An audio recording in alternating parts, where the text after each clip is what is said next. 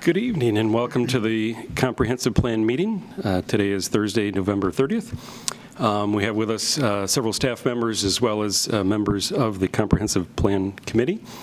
We have an agenda before us tonight. We'll be going through, we have a recommendation list to the town board. So these are kind of a summary of the rezoning requests we've had thus far, the committee's recommendations, and we're just trying to capture those and making sure that that's reflective of the committee's discussions. We also provided the sustainability section. We talked about that in the past. We did some tweaks added to that. We can review that, but that is kind of homework for the committee. The transportation section is new. Again, we sent it to you electronically this afternoon and have a hard copy to go through on that. The future land uses segues into the rezoning recommendations. And then if we have time, any other review sections, and then see if we can find a December date. Knowing the holidays are coming, that may be challenging, but we'll see what works, what doesn't work. And then, as we did last time, we kind of pitched out 3 or 4 dates and then go back to PCTV and see when this room is available and other challenges with that. So with that start, I'll turn it over to Jim Costello, and we'll go through that letter to the town board and kind of go through item by item. Catherine, if everybody knows Catherine, she's our new junior planner. So welcome to Catherine. She'll pull them up on the screen so we can highlight, and you've got the monitors in front of you. Look at the properties, highlight the ones we've talked about, and then kind of Jim will read through the recap of where we were with the committee and what we captured as the synopsis of that. So, very good. Thank you, Mark. For the last couple of years now, the committee has had several people come to them to discuss proposals for properties that they own. I think we've had about 12 in all.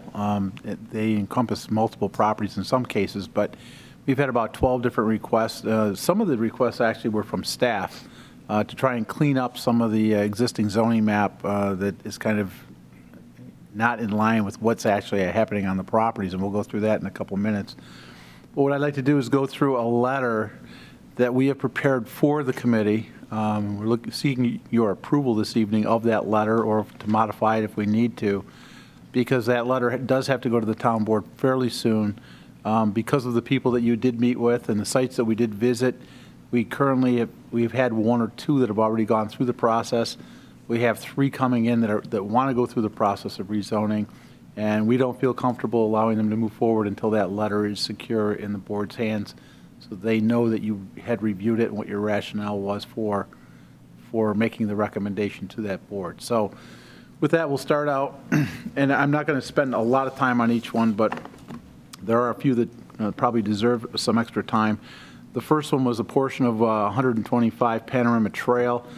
If you can kind of use your cursor to show everybody kind of where it is. That was the property that Peter Vars came in and discussed with you about one of the parcels that they were considering to split off of 125 Panorama. That is the 9-lot subdivision that was approved for commercial and industrial use. The property out front along the frontage of Panorama Trail as it abuts into the ramp of 441. There was about a 7.5 acre parcel that they had asked to have rezoned to general business from industrial use. At one time, that property was zoned for just general commercial use in the old ordinances prior to 1981. It was rezoned to limited industrial, basically, I think, to keep car dealerships from just proliferating along Panorama Trail as they were ready to do. So at that point in time, as you may remember, back in, I believe it was 2000, the planning board had been reviewing an application for a hotel on this site.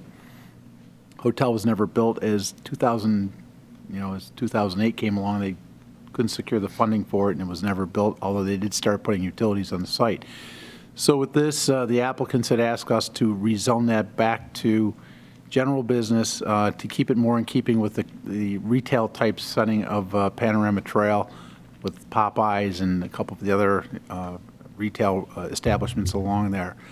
committee did look at it and determined that that was an appropriate use. I think that the town board agreed with you on that. We did take your comments to the town board prior to that rezoning taking place, and that property has been rezoned back to general business. So there's a little blurb in the first paragraph that talks about that, but we want you to be aware of the fact that the board did look at your recommendation and use that as part of its criteria for granting the rezoning of the property. The second one was We'll have to look at updating, obviously, looking at our map here, we've got to update that to Yes. reflect the current change, and then obviously future changes if those move ahead. So. And you'll note that, I don't know if you all have your letters with you tonight or if you have them electronically, but hopefully attached to the letters. I don't have the maps attached to this You didn't one, have the maps attached, but we do have maps, and they are going to be part of the document in its final form. Actually, I do have them, and if anybody wants them, I'm more than happy to share them with you tonight. So if you need them, don't hesitate to ask. But if you're watching the monitors, you'll get a good feel for where we are anyway, so. Did you send out a copy of the letter, too? Or is that? Yes. Yes. If you'd like, I do have physical copies here. Should be in that Yeah, packet, did you? I didn't see that. Was it in this packet tonight? Thanks. Was that in this packet? It was with one of them. I think I had 4 handouts. The letter was on top, it was separate from the, All set? All right, the second one was an interesting one. It was 1423 Empire Boulevard. This was the property that was split in half between the LaSalle's Landing and the R120 zoning districts. It does on the east abut single-family developments. On the west, it abuts the commercial property that is zoned LaSalle's Landing. I believe Birds Unlimited is the property immediately to the west of it. The applicant owner had requested that we rezone all of it into, initially rezone all of it into LaSalle's Landing. I think the board, or the committee was concerned that LaSalle's Landing had some uses in it that were fairly intense to be abutting a single-family residential district. We talked to the applicant about possible alternatives, and I believe one of the viable alternatives that he thought he'd like to go with was townhouse development. It acted as a transition between the single-family residential and the commercial. The site does have a lot of topographic constraints. He recognizes that, and he has actually gone to the town board since meeting with you and had asked for a rezoning. He had made an application that's been tabled now for several months, almost a year actually, because he cannot determine without some engineering how viable the site actually is for any kind of development, let alone townhouse development. So he is currently working with an engineering firm to come up with some ideas as to what feasibly could be put on the site. The town board's held the application now. They've tabled the application until such time as he can come in with something. He may or may not, I don't know, but at this point in time, we're kind of in limbo because he has not had all the engineering done that he thinks he needs to do to make a determination as to what can and can't be put on that site. So in your case, I think you were more comfortable recommending to the town board that if anything was going to happen, LaSalle's Landing was not the appropriate zoning for it, and that if anything, townhouse development would have been a good transitional use between the two properties. So that is still intact here. I think that we're going to hold on to that until he can come up with some ideas as to whether or not he can even develop the site. Okay. The next one was actually kind of fairly simple. We did take, just so that everybody understands, this committee did take a site tour. They took 2 site tours, actually, to look at these properties. The next property, there are actually 2 of them that abut one another. There's 1177 and 1179 Bay Road. It's an interesting situation. The gentleman owns 2 parcels. To the south of him is zoned limited business. There's a hair salon next to him with a big parking lot. He owns the residence, which I believe is a 2-family residence on 1179 maybe, I guess. 1179, it goes from low to high as you head south. And then he has a vacant parcel right next to it. Both properties are zoned R-1-20, which is single-family residential. And then to the north of him, he has a single-family home, which is fairly well buffered. He did indicate to the committee and the staff that he would like to get the 2 properties rezoned because, number one, he's got a pre-existing non-conforming 2-family dwelling on the 1179.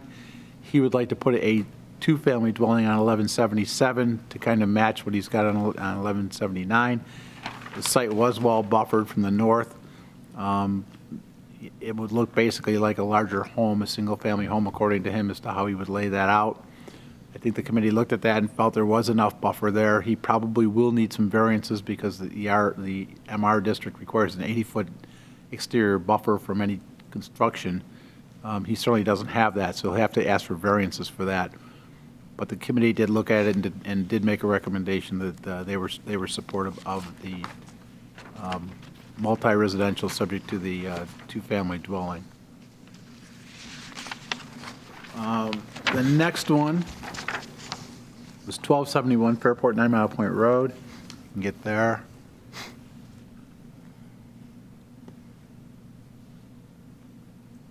This was the property that was owned by the Vendel family. This property is zoned RE2. RE2, correct. RE2. It abuts a subdivision called Abington Place to the north. Abington Place was several years ago approved by the town board as an incentive zoning project. The intent was to provide for senior housing, senior patio housing.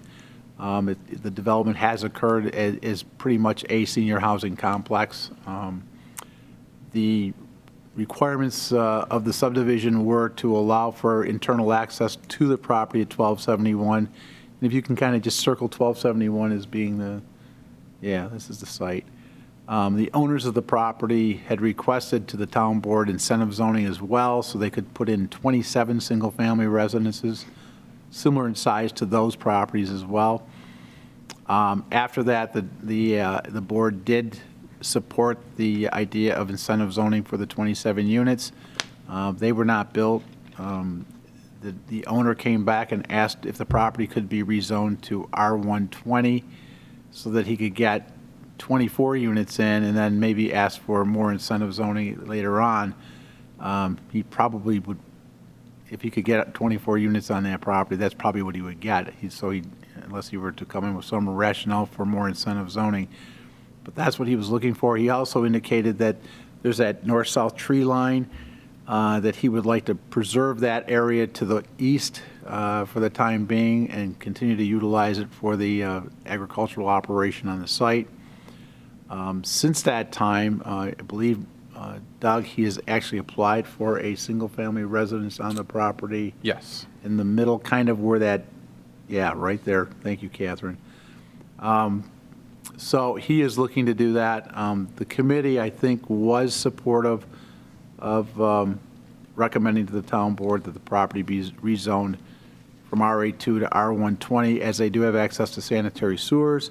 It was kind of an intention to tie that subdivision into the existing Abington Place, and I don't believe there was any other area. We looked at the property to the south, which was the funeral home, and determined that there were some constraints on that site, and we were going to hold it as RA2, if I remember correctly. The committee was comfortable with going down to RR1, but because it was not directly requested, we really didn't discuss it. And we didn't move forward on that because it wasn't it wasn't a request on the applicant's part or the owner's part. So we are focused. Go ahead. This one was not a unanimous vote by the committee. It was split 5-3, and while it's not in there, it'll be a note that We'll add a note We will add showing that that it was in a majority, Yeah. but not a unanimous vote on this Yeah, one. if there was some discussion or dissension on some of the committee members' parts, we will include that into the document for you to let the board know that it wasn't in some cases it was not a unanimous decision, and they should know that. One item to note is one of the items we shared with the committee at that time and we were still working on was additional sewer capacity with Webster. They have finally come back. They've done their analysis. They are willing at this point to sign an agreement that allows additional units to go to Webster. So we're in the process between the attorney and the supervisors to sign that off. So just wanted to update the committee that the studies were done. They did some flow analysis. They looked at, what they could handle in their treatment plant. They're doing some upgrades, what they could handle in their infrastructure. This would tie in through the Abington development, but we've been holding off any additional units going to Webster until we had this agreement in place. So we're hopeful by the end of the year to have that completed, but the attorneys and the supervisors are working on wrapping that up and signing that off right now. But that was one of the question marks we had out there is, is there sewer capacity in this area that could serve these lots? Any questions on that property? Could you, Doug, do you have a record of anything about the discussion? I remember that it wasn't unanimous, but do you recall sort of what the crux of the discussion was?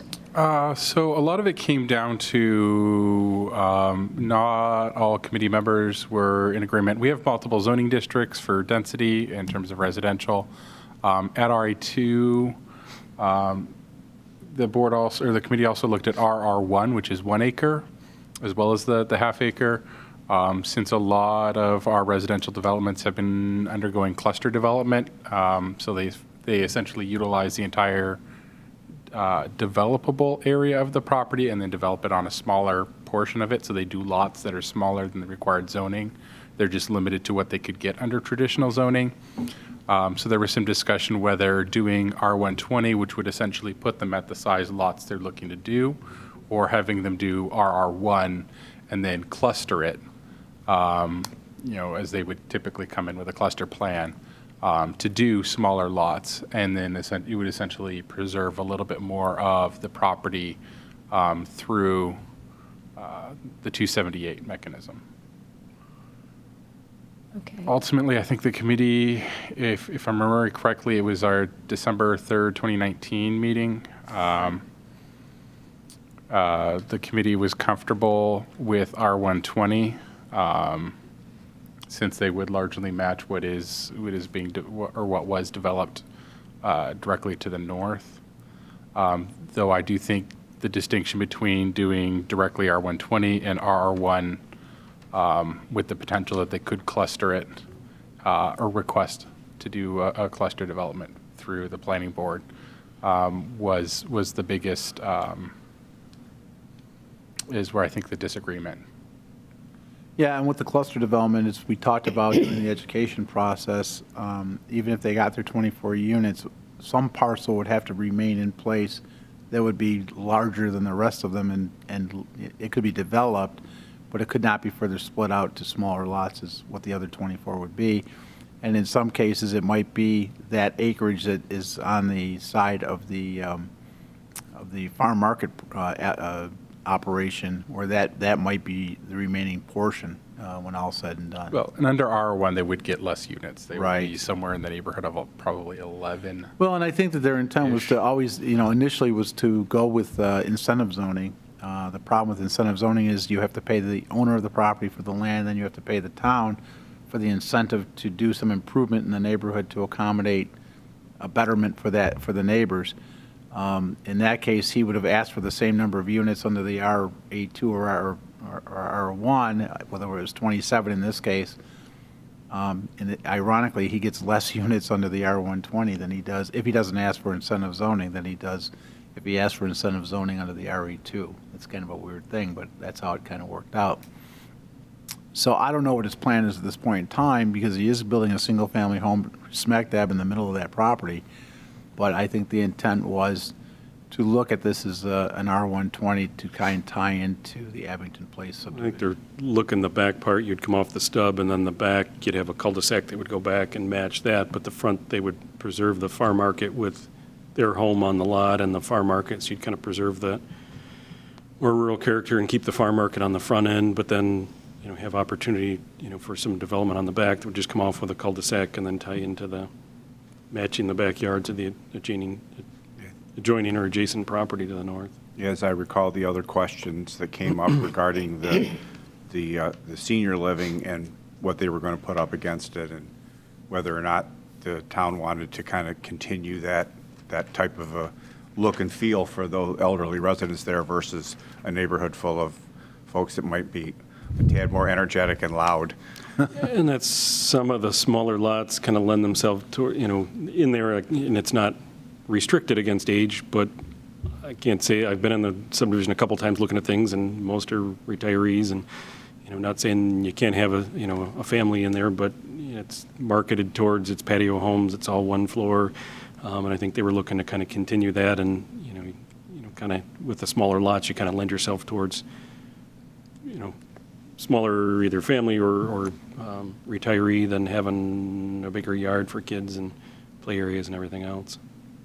So I was just looking back through my notes, and the meeting prior to the December 3rd, 2019 meeting, it was just about kind of in between. It was the 12th of November, 2019.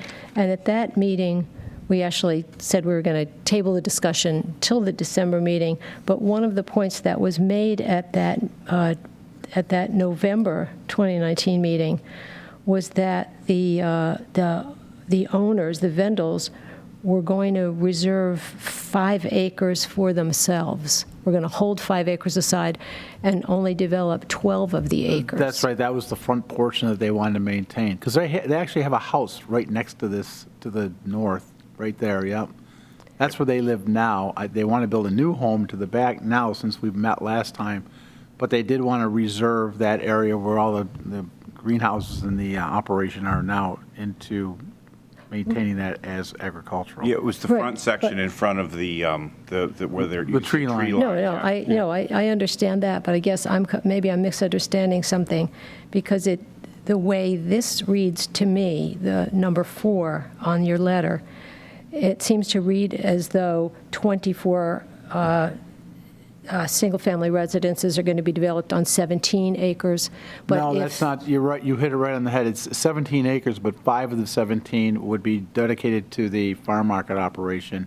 The remaining, what is it, 12? 12, So if you take 12 acres and put half-acre lots on them, that gives you your 24. right. So then that doesn't really preserve any of that buffer down, what looks like sort of down to me. It looks like a kind of a green space, treed area or anything like that. That doesn't Area preserve to any the of that. west, and Catherine, if you can turn on the wetlands there. Yeah, there's she's some highlighting- constraints to the property. There are wetlands in the back, so we've got some federal, if you turn on there you go. The federal wetlands. Is the there are state some- wetlands as well? There's not state, No? Okay. but there is federal wetlands in that area, so that obviously can't be developed in there, so they'll have to do some.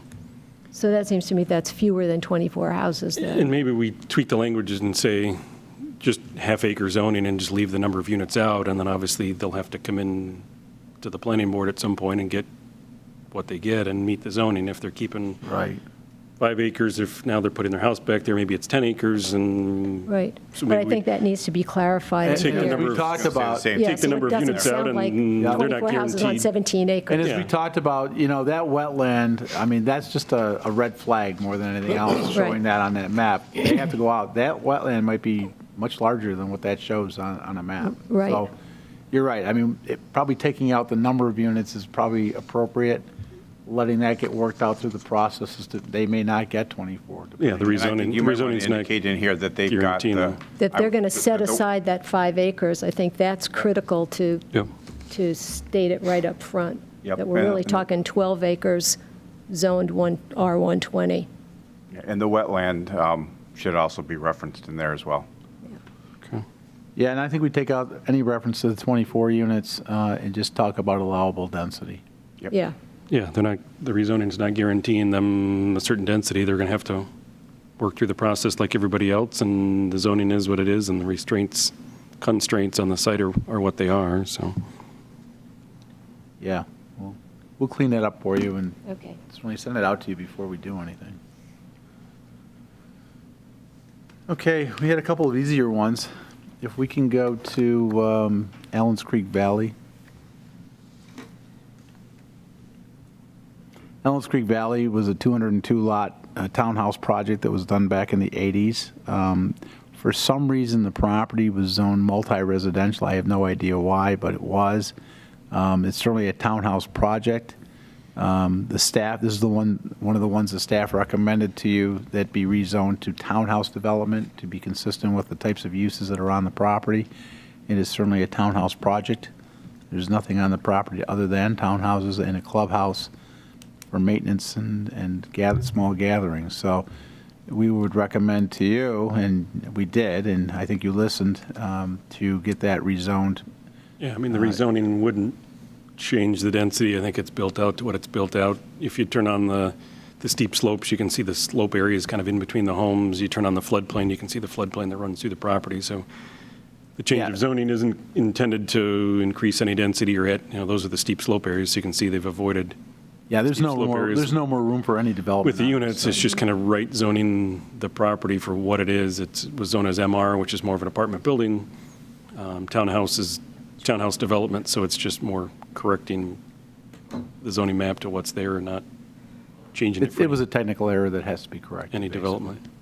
And if you could pull downward, So go to the now north. pull downward, pull down, that's okay. Right there, just to the north, you see 14 townhouse projects. There is also Ellison Heights, which is an apartment building, but if you see, there is a boundary line between the 14, there's common area along with the 14 units, and there's a boundary line that goes down by the road there, as it heads out to Old Penfield Road. Our recommendation, that again is also zoned multi-residential, and our recommendation would be to have that zoned to townhouse development. There's really no room for any additional townhouses. If he were to turn on the slope, I'm sorry, if Catherine were to turn on the slopes, you'd see there's no room for any new development. So it's really just a function, again, a technical error that has to be corrected on our zoning map. So those were two easy ones. So that would just handle the piece on the left, the Sable Oaks piece. The Ellison Heights, you can see the apartment buildings there. Those would remain MR. That's the Ellison Heights development, if you've been there, and then the other piece, so it would just kind of split that property with zoning in the middle, would just change between the B&R, you'd add a townhouse piece, and then you'd have the apartments to the east. Any problems? I think we all agreed that that should have been done when we last met. If you could go to Glendevere's on Old Broncroft Boulevard.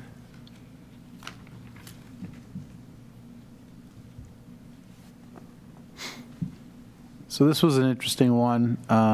The site of the old Glendevere's, as everyone knows, Glendevere's is a pre-existing non-conforming, what was at one time a party house. I guess it still is a party house. It's not an open restaurant on a day-to-day basis. We had heard from the developer or the owner of the property that he may be interested in doing something other than a party house at some point in the future. He was looking at the possibility of developing maybe a townhouse project down there versus single-family. I don't think that there's enough money down there to build a couple of single-family homes and still run all the utilities and everything that would have to support that. He indicated that he'd like to see possibly a rezoning to townhouse development. The committee looked at that based on its how it's isolated from the rest of the world down there. That probably would be actually kind of a nice use for the site. It is kind of tight. The site is served by sanitary sewers now and water, but certainly with the investment that he has on the site, to just tear that down and build one or two houses probably is not realistic. The committee looked at that, and I think we were in agreement that that would be a good recommendation to the town board if it were to be redeveloped for townhouse development. Is there any floodplain issue with the creek there? I'm sure there is. If you turn on Actually, they're quite a bit higher. turn on the wetland and the floodplain, it pretty much wraps that property. It does. That kind of isolates it on But its it's own little it's at island. an elevation that's somewhat higher than the creek and actually the wetland around it. And there's no tidal action that occurs in there. I mean, there's rise and lowering of the water table or the water levels as, flooding occurs around town, because it all kind of goes through here to get to Irondequoit Bay. But the actual property itself is quite a bit higher. The developable area is quite a bit higher and probably not within a floodplain. As you can see here, it kind of wraps that property around it. It's either property owned by the county as part of Lucian Moran Park, or Baker Commodities owns another piece that kind of wraps around that. So if it's a townhouse development, maybe there's 8 to 10 units. I mean, it's never going to be a big thing or bigger than that. They don't own more property. But Right. to your point, it's got the creek right through there. It's got wetlands all around it. So it's kind of an isolated. Well, the other part of that, though, is if new development occurs, they would have to meet all floodplain standards for elevating above the base flood elevation by two. Where do they stand down there with odors from Baker Commodities? Well, the odor issue, thank God, is kind of abated itself because Baker a couple of years ago stopped cooking animals.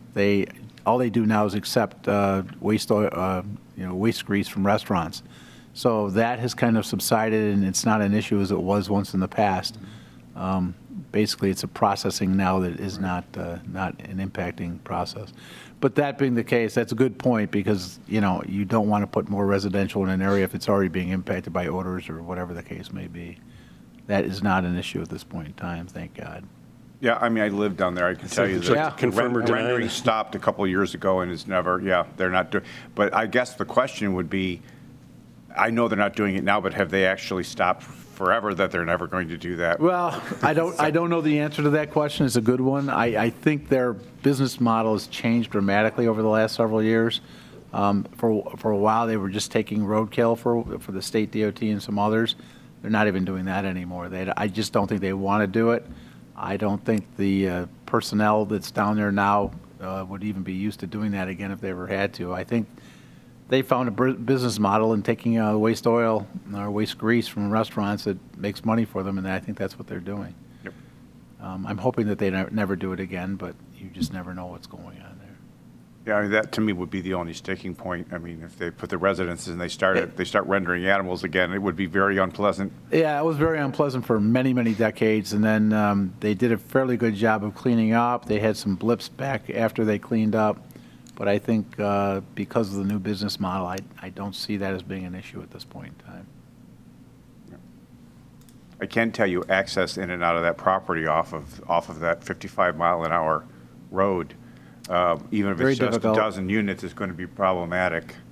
I mean, if you've ever been down there when there's a party down there, there's generally at least one or two really good accidents there every year. Well, we look in the long term, actually having 10 residents that understand and know the area and know the ins and outs than 100 people that come to a wedding and come and go. They don't know the area. They don't know the speeds coming down the hill. So actually having 10 units would have actually less traffic, and hopefully people that understand the area know, the situation pulling in and out and would be aware of it, where you get somebody that comes to a wedding or an event and you come and go, you're maybe totally unfamiliar with the area and not, aware of how fast people can come down the road and around the curve. And Yep. so hopefully it want to be less trips in and out, on a daily basis for a couple of residences. And hopefully if you live there and you understand it, then you know where you're at. I mean, you come in and out of Old Browncroft all the time, and or White Village. I mean, that's a challenging access if you're not Oh, yeah, familiar that's with it your either. mash your pedal and pray on the way out, yeah, for sure. But I mean, the residents that live there have learned, and you guys know, and, knock on wood, it's, it works, I but. mean, in all honesty, the nice thing is there can be significant noise at the party house depending on what's going on there. So certainly the neighborhood that wraps around and right around the top there, the old Browncroft neighborhood there certainly would not shed a bitter tear, I think, if that party house went away. Yep. So it's also important to realize that, these recommendations are going to the town board, but it's going to be up to the property owners to come to the town board and say, hey, we know what the committee's recommended, we'd like to move forward on some of those recommendations. If they don't come back in, other than the exception of maybe the townhouse projects that need technical corrections, nobody's going to make the effort to go out and say, hey, you really got to do this. I mean, they've got to come to the town and say, we want to do this. It's compliant with what the update committee recommended. It's in your comp plan to do it, so we'd like to do it.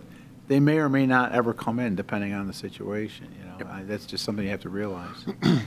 So, Jim, a few years ago, they circulated a plan of opening up that is it the old Browncroft Road that ends at Glendevere's? Yes, and that's not going to happen. Well, they were trying to reduce traffic impact at that light at the intersection.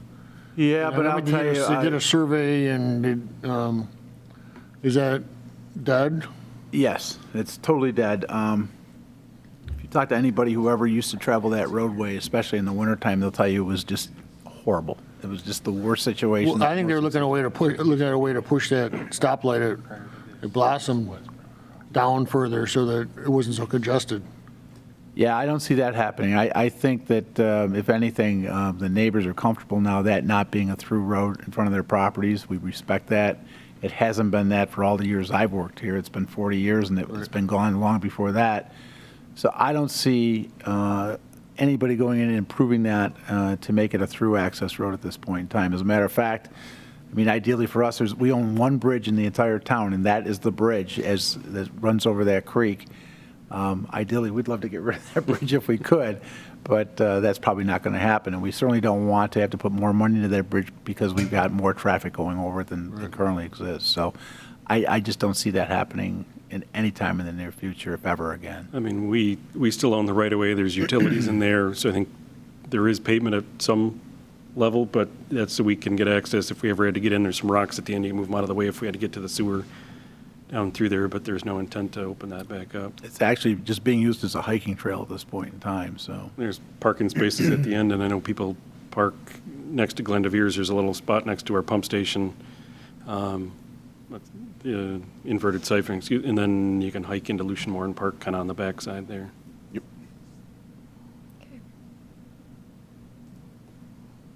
Any comments regarding that property? We're just going to move up the street a little bit. Catherine is almost there. And this is one I really do want to have a discussion about. This was the old Miss Rita's Small World Daycare Nursery, which is right there. As we were talking about this back in 2019, it was for sale. It had been sitting there for a long, long time. Nobody was interested in it. We looked at it as a possibility that because of the amount of pavement on the site, some of the structures that were on the site, it may not lend itself to a single-family residence. And I think we looked at that with the intent of possibly going to some kind of R120 to multiple residential. Since that point in time, though, and since we had last met, the property was purchased. There's a family living on the site now. Assuming they're using it as a single-family residence. There's no indication that they're not. And I don't believe that they actually asked for the rezoning, did they? No. I don't think they did. I guess I'm questioning at this point in time if the board is, or if the committee is comfortable with keeping it as a recommendation or just deleting it as a recommendation.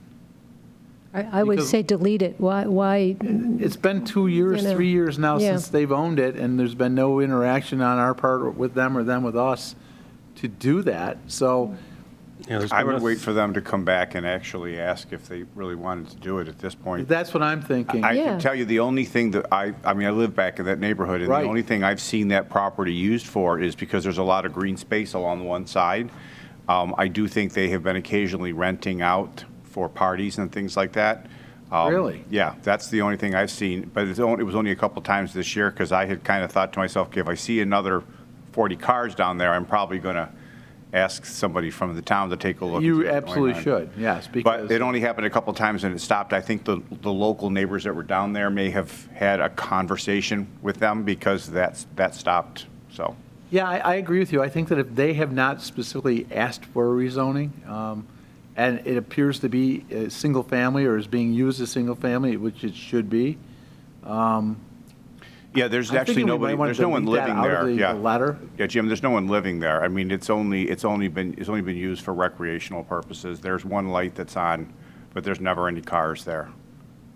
I was, Say, I was over there last summer, and I know as they were doing some cleanup and stuff, there were some questions from the neighbors about sight distance at that intersection, so we met out there just to talk about sight distance.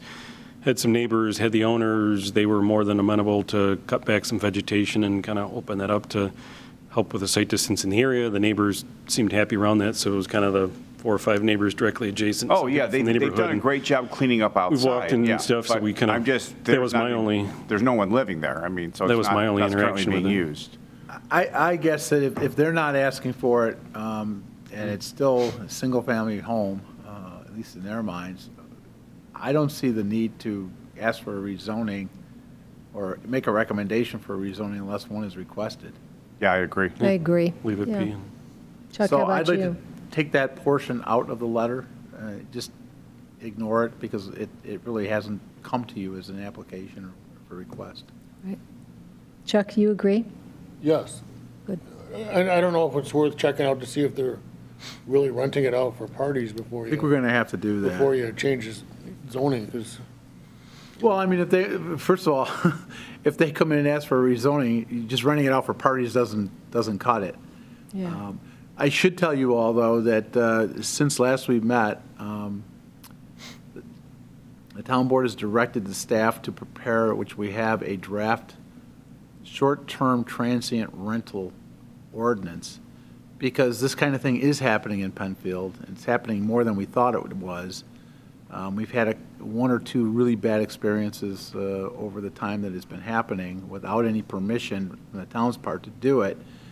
We figured if it's going to happen, we better somehow regulate it so that we know who's doing it, what the conditions are for the site to allow it to happen, what the conditions are for the neighbors to make sure they're not being adversely impacted.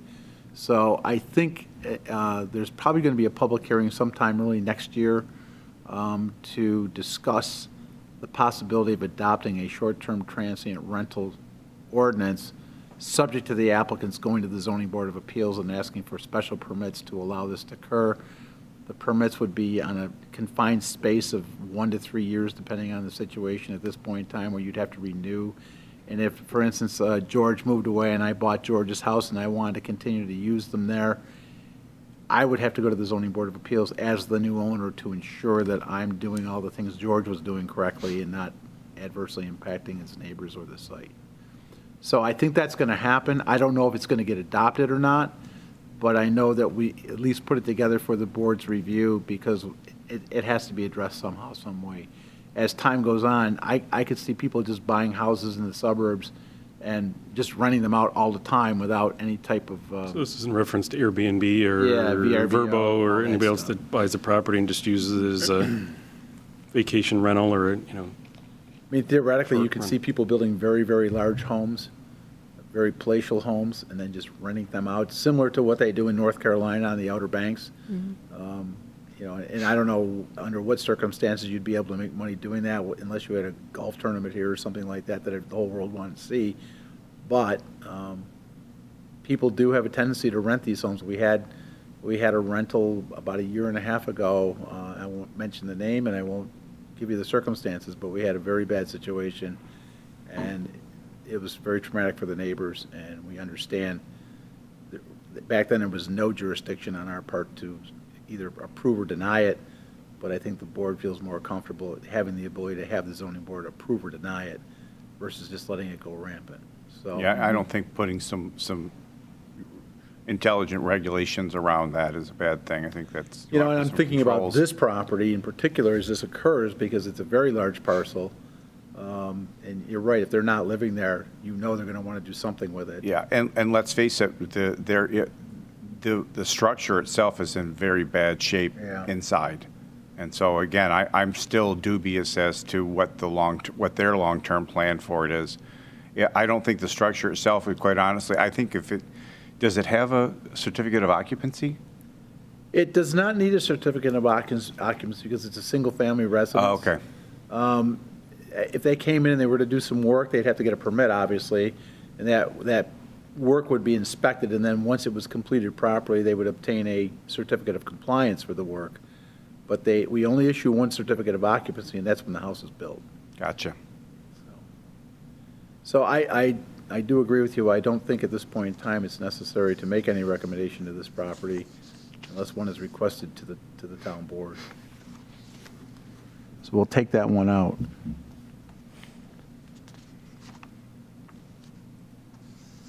Number 9 was, if we can jump to Fairport 9 Mile Point Road. This was an interesting one, and I really do want to ask for your input on this because my mind is getting fuzzy as I get older.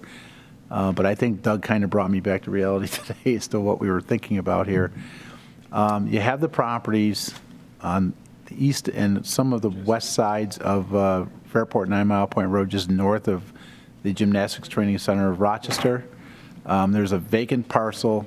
10 years ago, the owner of that property had asked the town to look at rezoning it to business. The town board at that point in time did not feel it was appropriate to do that. And then as we've looked at it as a group, we identified one of the key issues for us is we would like to ensure at some point in time that where Pembroke Meadows comes out onto Route 250, that we can extend an internal driving lane south from where Dunkin' Donuts is in that group through the gymnastics training center's front parking area, northward into that vacant parcel, and then northward to that first single-family residence that abuts the vacant parcel. Now you can see Pembroke Meadows actually splits the two properties, so both of them would have to be involved to try and tie that into the intersection, and that's where the light is proposed to be installed. There does need to be a light out there. It's very dangerous. I was actually in an accident at that intersection 2 years ago. So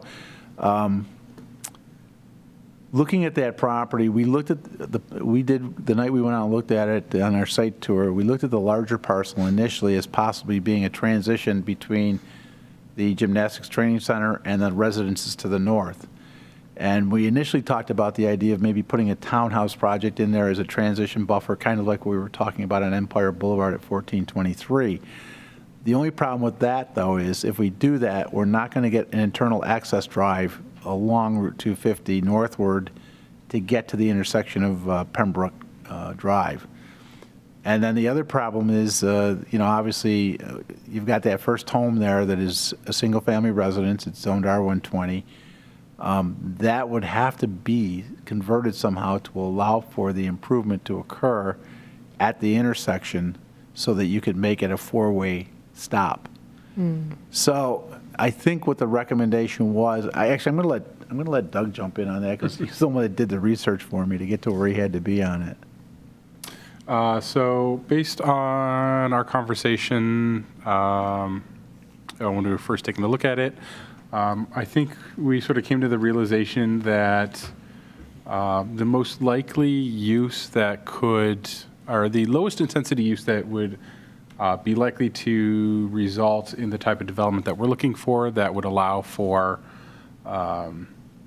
the potential that hopefully the state would look at doing a signalized intersection at Pembroke Drive there where the drive out would be to have 2033 and 2039 as limited business, which allows for more intense business uses than like a business non-retail, but has limited hours. It is consistent with what is currently to the south. Those are all zoned limited business until it transitions closer to Lloyd's Corners as general business.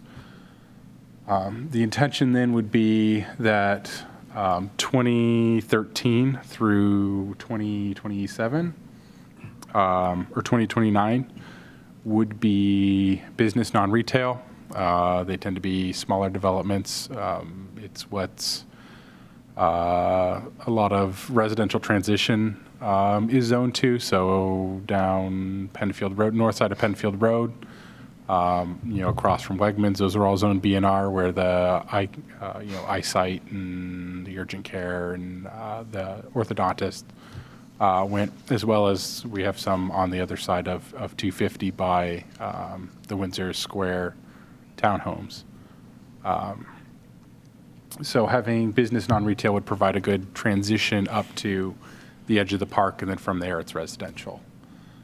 In keeping with that, on the opposite side of the road, backing up to Heathwood, is single-family residences. At one point, there was a proposal to do senior cottages as part of the Heathwood development behind those three single-family residences. So just in keeping with the zoning that's there, we would look to see to have those zoned MR. So that if they did develop at some point in the future, they would be more compatible with the potential non-retail or service-oriented commercial across the street, and would be more likely to develop and transition next to Heathwood. It would be a compatible use with Heathwood. Are they R120 now? They're R120. Yeah, yeah. The gray is R120, the purple is MR, the red is GB. The little bit of yellow there at the bottom is LB, and the blue is PD, or planned development. And if you could pull that down, Catherine, just a little bit, the properties to the north obviously are all R120. And that would be kind of like the demarcation line, that north property line of the third parcel, to act as a transition, and obviously when we talk about multi-residential, in that case, they might add on another area of the house to create a two-family dwelling or something of that nature. It's certainly not going to end up being an apartment building unless they tear down all three houses and do something. But as Doug noted, And if they did do something like that, our MR is relatively restrictive now. again, you have to have an 80-foot buffer around the perimeter of your property, so they'd need to get variances if they did that. But I'm thinking more in keeping of what a person might do, like the gentleman at 1177, 1179 Bay Road, who would like to put in a second unit or a two-family dwelling unit. You could add on to the existing structures and do that. He would still need variances, though, because you do need to be 80 feet from your exterior property line, and certainly that can't happen without variances. And we recognize that this is going to happen in most cases. It's happened in almost every one of the rezonings of these types that we've had over the last several years, because you've got a pre-existing lot that you've got to wrestle with. And, that's kind of the hardship. I mean, we kind of create the hardship for the owner because we put them in a position of rezoning their land. And then, they need to meet setback requirements, which they can't meet. So it's just a situation where you just have to be careful about how you buffer yourself from your neighbors and the type of intensity that is allowed on the site. I mean, and that's why you have planning boards, zoning boards to make those determinations.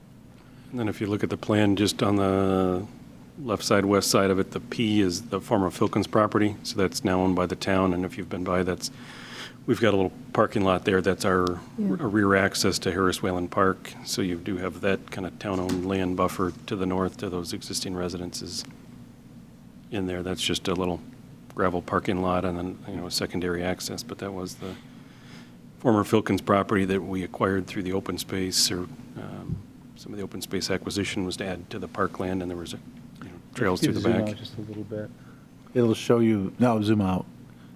Yep. It shows you that how it relates to, it is actually part of Harris Whalen Park now. Yeah, that big upside-down L was all the Filkins property, and there actually was trails that kind of ran along the back of their property that, once we mapped it and realized that actually some of the trails that were installed was on their land and everything else, that obviously when Mrs. Filkins got older, she was happy that the town would buy it and incorporate it into the park and everything else. So it was a good add, and being wooded and everything else, I think everybody kind of already assumed it was part of Harris Whalen Park, but it wasn't up until 2015, I think we acquired that. Right. So the homeowner that would be most impacted by putting in the access road / light from the state, what's their take on that? Because there's going to be some kind of an agreement on their part, right, to be willing to do that. I mean, right now it's a single-family residence, so they can continue, even if it was rezoned to LB, they could continue to live there the rest of their life, sell it as a single-family house, never change. But if it was rezoned to LB, it would hopefully increase the value of their property, and then if a developer approached them, they'd have the opportunity to sell their property for hopefully an increased value, and now you've got the access across from a traffic light, which, any developer would love to have access to a traffic light. We've worked with Sarah Jane in the gymnastics facility. She's looked to have a traffic light added, at her property or across from the Duncan property. Working with the state, obviously, they want to be as far from the 250-441 intersection as possible. And then with Pembroke, it's kind of our only opportunity to get a light would be to at Pembroke and, across from there, and then we would connect through the gymnastics facility and kind of have internal roadways as we do. That's through our LUAMP, or Land Use and Access Management Plan. You have the interconnections between that, as we've done, and if you've been on the backside of the Rochester Regional Health new complex, we've finally got that connection to the back that ties in over to the Platinum Office Park. So on the back corner, just to the right of where you are, Catherine, the end of that plaza, coming straight down to where you are, keep coming down, keep coming. So right in that back corner there, that's been a part of our LUAMP plan forever, was to interconnect those plazas. It's hard with the post office in the middle. They're a federal facility, secure backyard. We can't really tie into their property, but we've been working for years to get that connection. So now that plaza came in, did some redevelopment, redid the plaza, they redid some of the parking lot area. We required a connection there, so now we've got a connection. So if you go to the Tim Hortons or go to the Smile Center, you can loop all the way through, get over to the Platinum Office Park, and then you've got the North Forest Park there as well. So now with those interconnected, also through LUAMP, we collect funds towards those interconnections as well as the traffic light. But, working with the state, if we ever get a traffic light at Pembroke, that could provide some gapping, we've I all believe, known. Mark, we have the conduit in place for that to be installed. I'm not sure about the conduit, but I know we've been collecting funds for it. Yeah.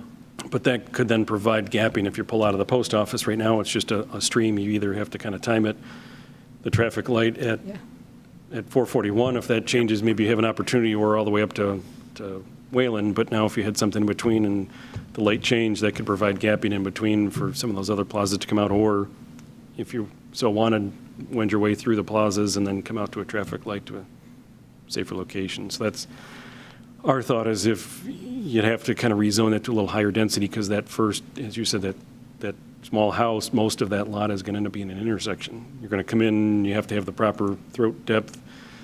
You're going to have turn lanes, you're going to have all that stuff out of there. So for a developer to buy it, it's almost kind of a write-off property, and then you have the property to the south of that. So much of that is going to, by the time you get in turning radiuses and lane widths and turning lanes and everything else, there's not a whole lot of development potential of that property. But We would hope that whoever buys the property to the south. yeah, I mean, it all would just buy kind of that as ties it part all of the- together. part of the You buy those two process. together, and then you'd put the intersection in, and then, but it's it's always complicated to fit And the right pieces now, and at puzzles. R120, nobody's going to buy that property to the south and put a house on it. No.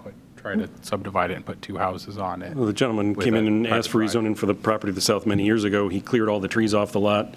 It used to be a nicely treed lot. He cleared all the trees off and says, I'm ready for my rezoning. And at that time, we were kind of between comprehensive plan cycles, so it's just sat and nothing's happened to that lot in, the past, at least been 10 years that A little bit more than that, because you've cleared it and he had it came sit in there. in, he came in just as all the applicants did to you prior to the adoption of the So it was the comp plan. 2010 plan? It was Okay. probably less, in 2008, maybe 2009, something like that.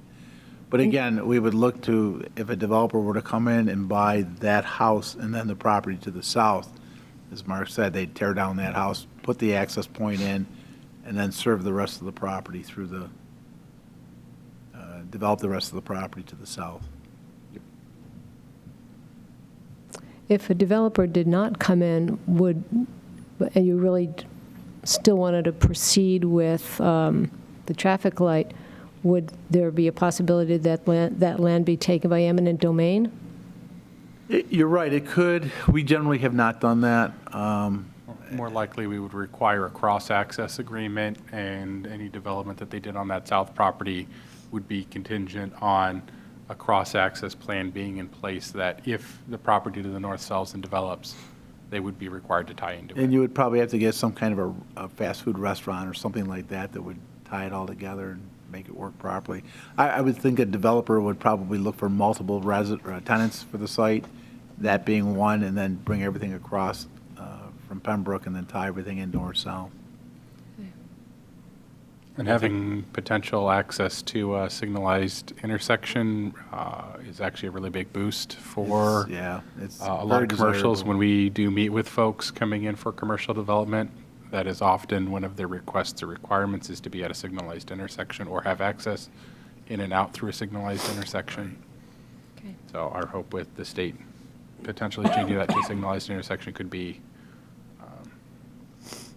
Yeah, that area of positive for that 250 is area. getting very, very dangerous. There's just too much traffic going on, and there's not enough gapping occurring, and people are becoming very impatient. If we could get that access point in there, that internal access point with a light at Pembroke, that would really help that neighborhood a lot. It is a state road. It may be a while, but at least somebody would look at it if it were zoned proper. Well, that's where you're looking to the future, and if we can make it safer, pulling out of Dunkin' Donuts or pulling out of, it's a Goodyear, now with Starbucks to the south, those are kind of tough accesses. You sit a little below the road, you kind of get up to the road, you got to pull out and get yourself into traffic. Those, can be challenging. Yeah, and if you have a major intersection there, there's nothing to stop you in the long-term plan from just closing off some of those access points and routing the traffic down to that light as well. Yeah, once you have a traffic light, then you can look to Yeah. minimize some of the curb cuts. Yeah, you got to have the, yeah. You can't cut off somebody's access until you give them a better option, but if you could get a traffic light, now you've got that opportunity, then yeah, you could look to minimize some of those and clean up some of those other curb cuts and hopefully, make that stretch road a little safer. And that's the whole point of some of the rear access drives and everything else, is to take things out into Pembroke and bring it in at a central location and give people opportunities to go around, so you don't have to have Yep, a seems curb like- cut for every building, and every location has a separate driveway. And Our hope Makes is sense. it would also be a pedestrian, it would also provide their pedestrian crossing there. There currently is a crosswalk, and that is heavily used. We have gotten requests in the past where they're like, it's difficult to cross over 250 in that location, even with the crosswalk. And, we have had requests for a signal light there that they could, have a push button to press to get a red light so that they could cross. And we worked with the Across state that. up, they just did improvements, if you've been through there fairly recently, I think it was the last year or two at Wayland and 250, they did improvements and added 4-leg pedestrian crossing with ped buttons and all of that, and then obviously at the new YMCA, they've added ped buttons at that intersection as well. So we're able to incorporate those, so at least hopefully there's some additional pedestrian safety in that area.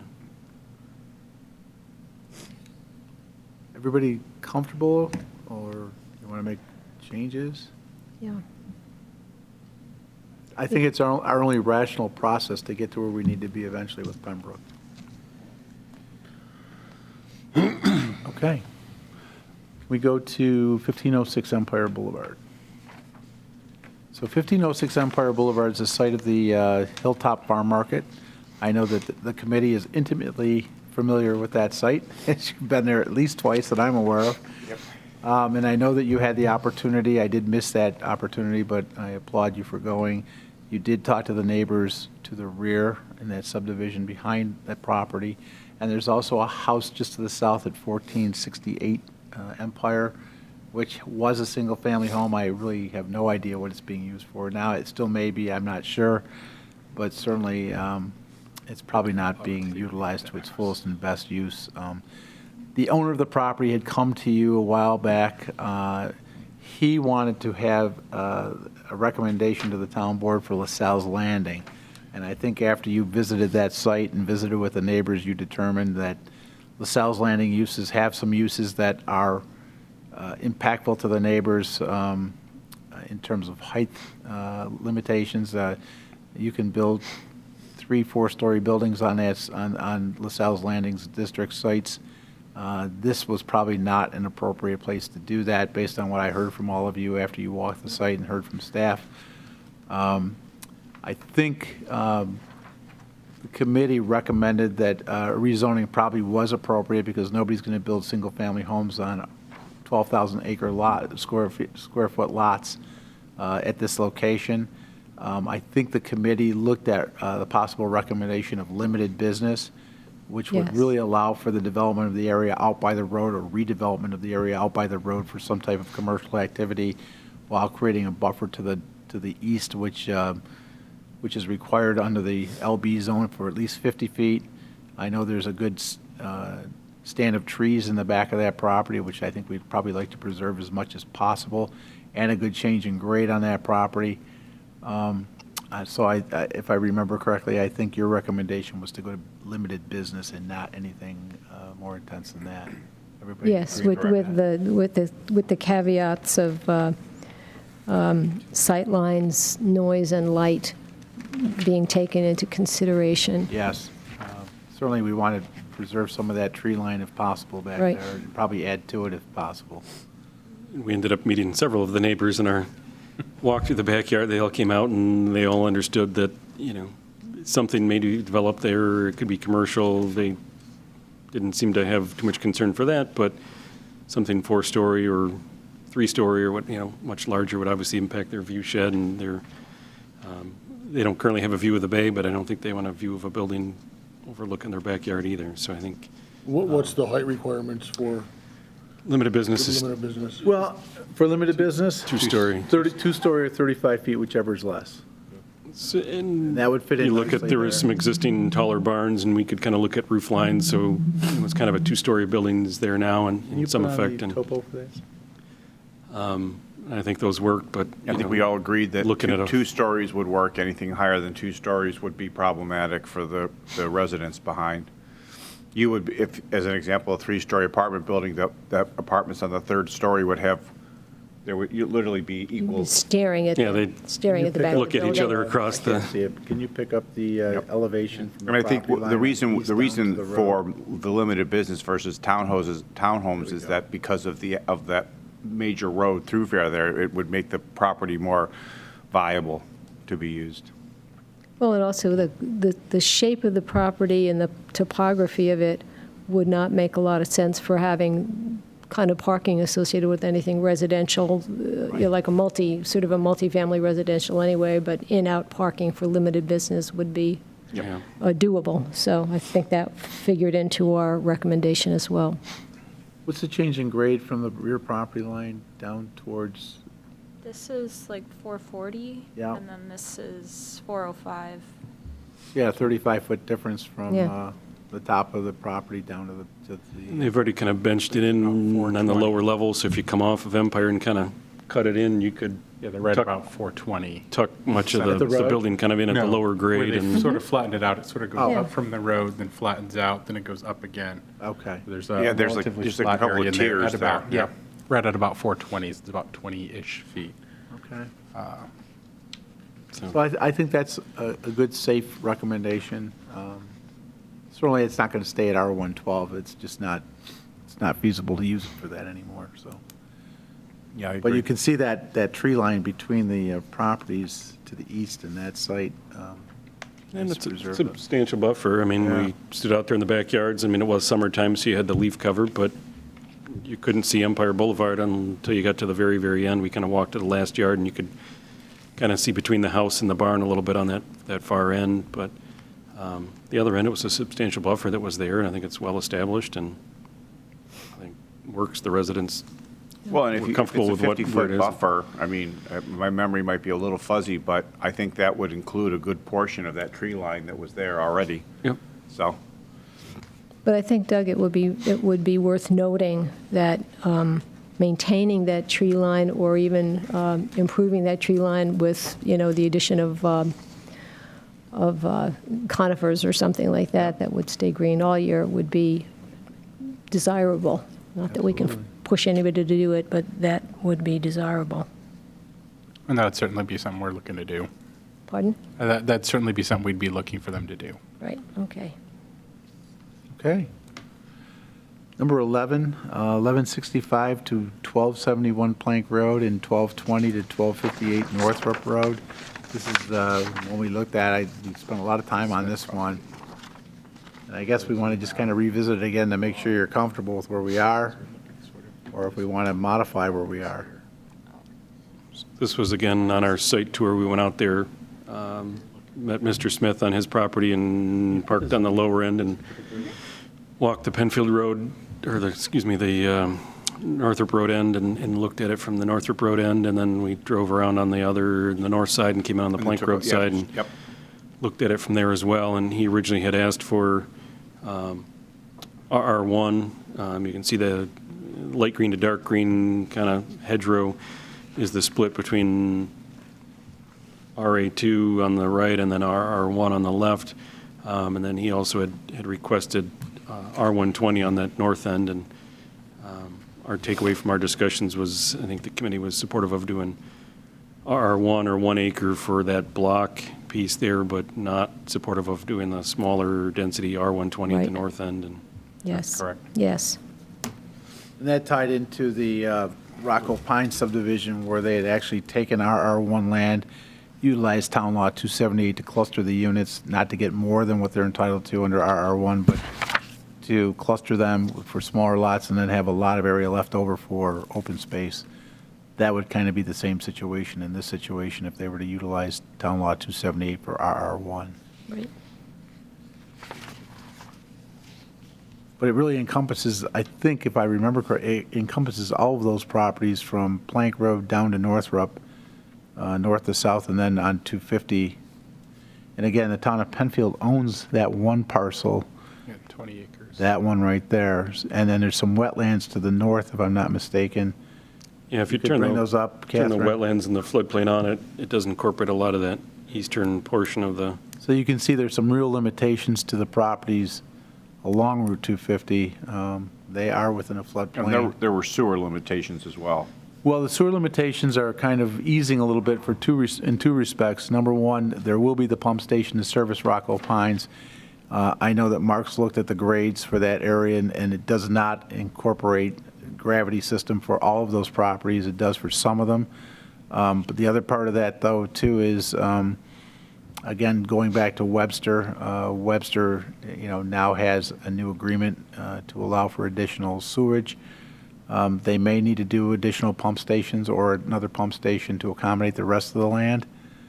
But if we've got access now to Webster's system, it would Yeah, allow- because there were two things. There was a pump station, and there was also capacity. That's right. So Webster capacity is taken care of. I'm assuming the pump station would be part of any development. You would build that in. you'd have to look at that through planning. I mean, only so much can get there by gravity. The Rocco Pines development just to the north of, right there is where the pump station is going to go for Rocco Pines, so that can only pick up gravity from so far away, so it's not going to pick up all of the property, but if and when that came in, we'd look at that as we do any others and look at a regional station and And how that might much be a other area can you that pick might be a up? situation where if you're utilizing Town Law 278 and let's say you're entitled to 72 more units, you might take those 72 units to the north, closer to the pump station where you can get access to them, and leave the rest of that area as vacant area to incorporate. You could preserve that as Preserve that open as part of space the area, and 270 similar, Rocco Pines kind of clustered all those with deeper backyards and preserve some of the woods and preserve some of the trees, and those are in a conservation easement, or portions of it are conservation easements to keep the trees remaining. So the pump station is at the creek crossing, or would be at the creek crossing? And if you can see the small little arrow, it's right where the arrow is on the north, Got it, or the okay. top part of the screen right there is Gotcha. where the Rocco Pines pump station's going to go, and then Okay. that'll pump west down Where's the Plank, bus and garage going to go? then, that's Let's go right, if we could pull down, Catherine, a little bit. bus garage. Actually, I had that bus garage on the, They're right now proposing in that green space area that's open right now is where the the Turkey Jackson Farm, the School barns district's and all looking to that go are in to there. the south a little bit to the intersection. They're going to go north of the intersection quite a bit. I think they're saving 7 acres, Doug?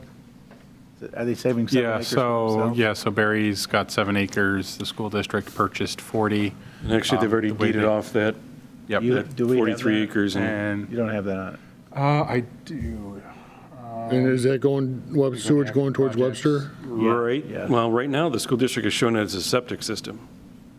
Whether But I think eventually they will. Whether they change their plans or not, but right now, they're moving ahead and 11. showing a septic systems, whether it's Or you can do that one standalone, so they can do it, but their approvals go through the state education department, so it doesn't come through the town, but they're showing like an acre septic. Yeah, which is system. interesting because they did want to have a bus wash on that site. I mean, it would make sense to tie into the pump station and connect in, but that's not where the plans currently And stand. they may do that. And what's going on with the turkey farm? Is he? He's continuing on. He'll have 7 acres of his own. Oh, great. That's what I was thinking about. So it's kind of turned So we can because Jackson Road is at the very bottom down there and Plank is on the side. Rotate it. Yeah, Clockwise. there you go. So you can see the Berry Turkey Farm, or what will be left of it, is down in the corner here, down in the south portion. And then the bus garage will take over the remaining portion of that. And then the gray area at the top is their septic field, right there is what Yeah. they're currently shown as their septic leach field. And where's the subdivision plan? That was, To the south of that, so- Directly south across the street from that. right, and the one that we were talking about, the 1265 Plank Road? That's further to the south and off Sort to of the catty east. corner southeast. If you were to, well, yeah, it would be, So go back to the, yeah, let's go back to the aerial. It'll help a little so bit. There you that's where go. the bus garage, and That's- then the light green area on the That's the south bus side of the garage road. where she's got the cursor, and then they're down here. And again, I don't know if there's any intent or interest on their part to actually develop that site at any time in the near future. Certainly, they won't do it till after Rocco Pines is in place and they've got full access to sanitary sewers, but There are still some people living on those properties, and I'm not so certain that their intent is to want to leave at any time in the near At least future. for now, I think Gary still isn't I think interested they're in looking bringing for us- future development as they get older and decide to move on. Yeah, that's what he said when we were out there. He's looking towards the future. He has a beautiful piece of property where his house is down in the south end near Northrop. If they weren't going to do it, they wouldn't be asking for it. Well, I mean, what they're doing is they're looking for the next 15 years because they know they're not going to have another comp plan update for that period of time or so. But if Right. you see where his house is down at the very bottom down there, and he's the one that has the pond area and the volleyball facility and all that. It's really quite a nice property. I don't see him leaving there anytime soon. Then they've got their business that they've had there for the last 45 years or so there. So I'm not even sure they can sewer that area, to be perfectly honest. I mean, they may not be able to. That area may remain in green space as part of the overall development if it ever happens. They can't catch the pump station that, Not by gravity, no. They would have to spend more If money. they could put a regional pump station in, which would pump over, we'd have to look at it, but right now, by gravity, there's kind of a rise as we stood out there.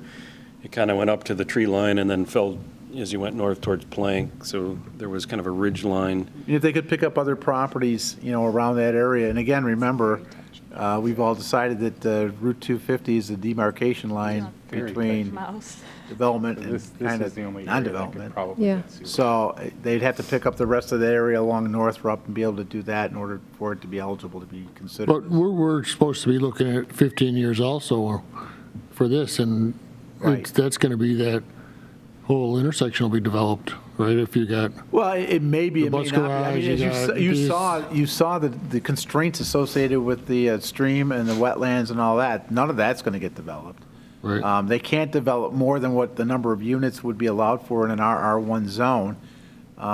So they may do what Rocco Pines did, which most people do with 278, is crunch them all up to get smaller lots, and then leave a large open space for, recreation purposes or whatever the case may Right. be.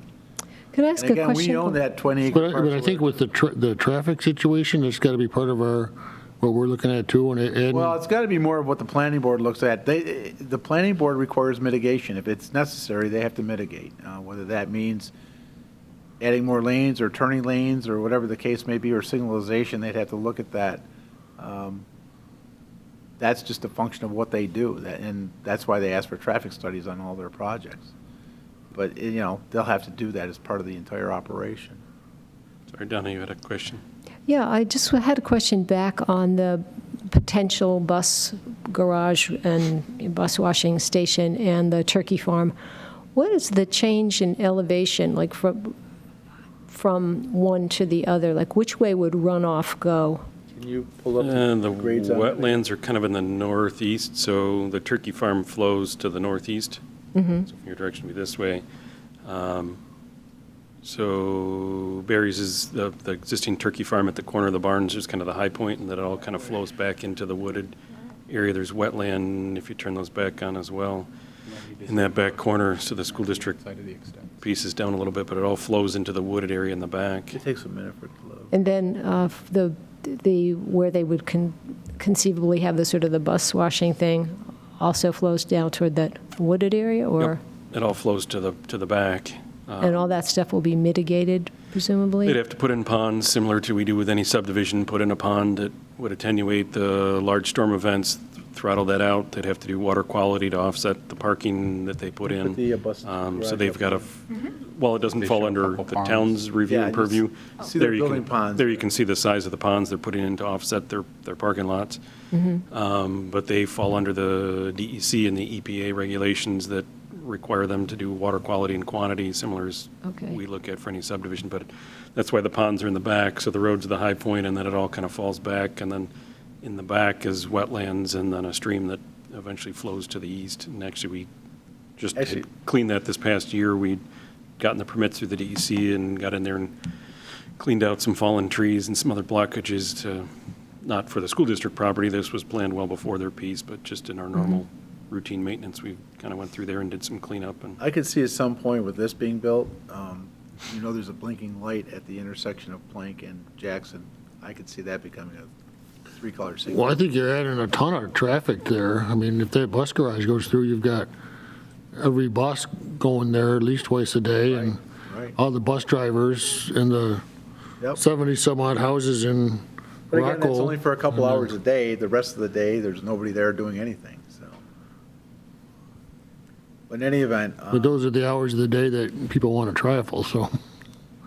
well, yeah, I mean, in the morning, the buses are out in the morning, the buses are out at 3 o'clock in the afternoon. After that, they're not out at least the majority of them aren't out for the peak period of 4 to 6. Right, but I think you're changing a big section of the intersection by doing that bus garage and then the 70-some odd houses in this Well, it Rocco won't happen thing. And overnight. I mean, they'll- then, if and they're then all the developed, houses you're they'll proposing develop on the rest of the things on Plank Road, do you want to turn Plank Road into a thoroughfare, an expressway? That's what, Well, I mean, the bus garage is going to do what the bus garage is going to do. I mean, we have no control over that. To go from, I don't know, let's say it's 72, to go from 45 to 72 units is not that much of an incremental difference over a long period of time. And again, we don't know when it's going to happen, if it's going to happen. It may not happen while any of us are around. but our mission is to look at what's supposed to happen in 15 years. Up to 10, 15 years, right. You're still going to need the need for housing. I mean, there's always going to be a need for housing. It's becoming more and more evident as time goes on, as the millennials are all looking for homes right now.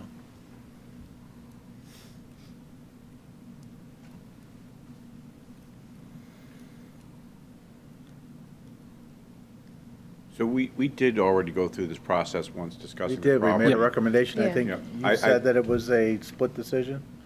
This one, I don't think this one was unanimous either, and we can. it was note not that in the- unanimous. I think it was, So I think we need to go back to the previous About 4 or conversation 5. where I think that we need to make a notation that there wasn't a unanimous decision, yeah.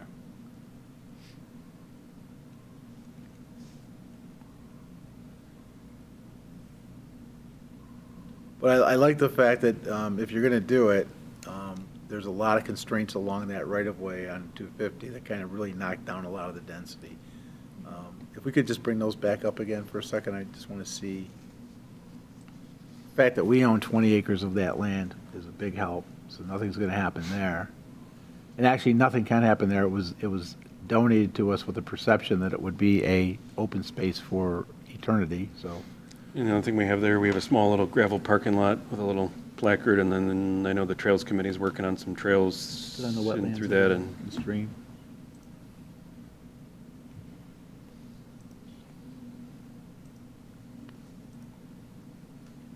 I'm 100-foot buffer for the DEC. So if you go north to south from the intersection, that property to the north on the corner, there's hardly any usable area on it. I think there's a house on it now, if I'm not mistaken. And then you go south, that's wetland that you cannot develop. You go further south now, that's wetland you can't develop. You can't develop our land. Then you do have the area where he's got the pond down there and his home. Then you go to the west and you've got that one parcel. Actually, those 3 or 4 parcels, that all those connects can't all be the way sewered through. right now. I mean, that's something you'd have to go and build a $300,000 or $400,000 pump station to service it. The areas that really in question is the northerly portion where it looks like sand or whatever it is there. That's actually the developable parcel. So if it is zoned to R1 and sewers aren't viable, as it looks like they likely wouldn't be viable there to the south, along Northrop, my guess is it's not going to be economically feasible for them to try to do a pump station and sewer it. Well, the only thing that would be Extend it, it's- feasible for them would be to utilize that as their density calculation. Yeah. That way they can get more density up in the sand area and then utilize that as part of their open space area for Town Law 278. And 278s are not a guarantee before the planning No, board. It is a no. request. It is not something that the planning board is required to grant. Right. It is essentially a special ask that they can make before the planning board with justification. Catherine, can you tell me how many acres are on that parcel where you have your cursor? I forgot the total acreage of all of them. I had it written down. 50.42 50? for for this. That connects all And the then way through. subtract out the area to the, to the east there. So you're not really at 50. So theoretically, I won't say it could get 40, but somewhere around 40. You've got to incorporate roadway and drainage and everything else. It takes away density, but it could be another 40 units at that area. What's the total acreage of that? For all of them? Well, what we're talking about, the sort of two Can you do your abutting famous hills. box to do the acreage? Huh? Can you draw the box around to do the acreage? Yeah. Take out the wetland areas, because they Or can't just- use just those, do and they can't use them for box. density calculation Tool. either.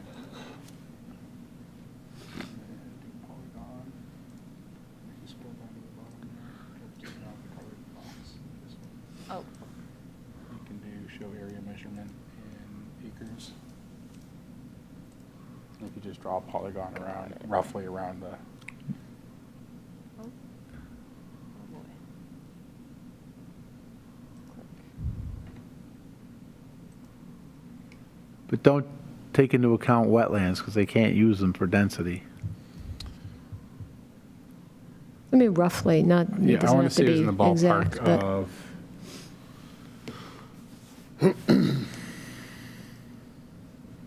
Take our property out of it as well. Yeah, and take our property out, they can't use that. and just go straight up to Plank. That's. Yeah, stay out of the rough wetlands. Calculation. 89.3? Minus change for the little bit of wetland in there, so probably 86, 85 acres. so how many So- total acres? Total About total 85. usable acres.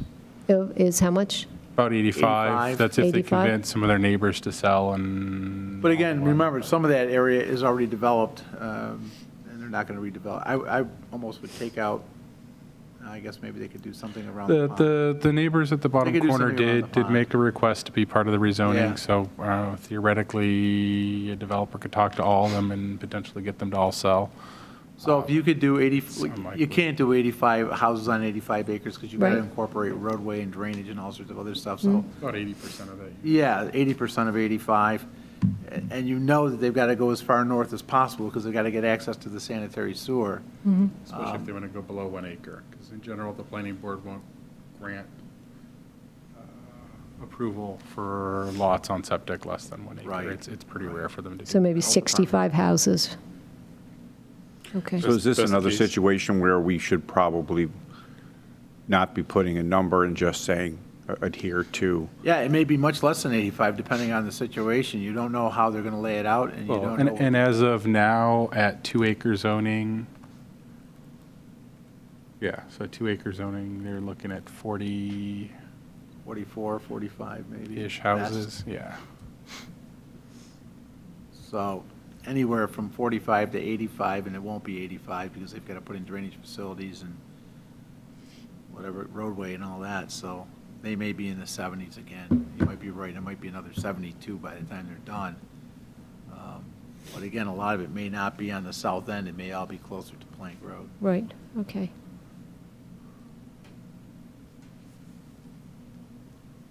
And I agree, you probably should not put a number on it, because that's just going to make everybody miserable in the end, Yeah. both the developer and the town. You don't know until you start doing the engineering. Right.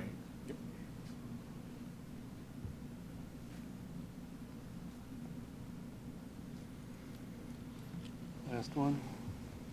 What's that? Last one.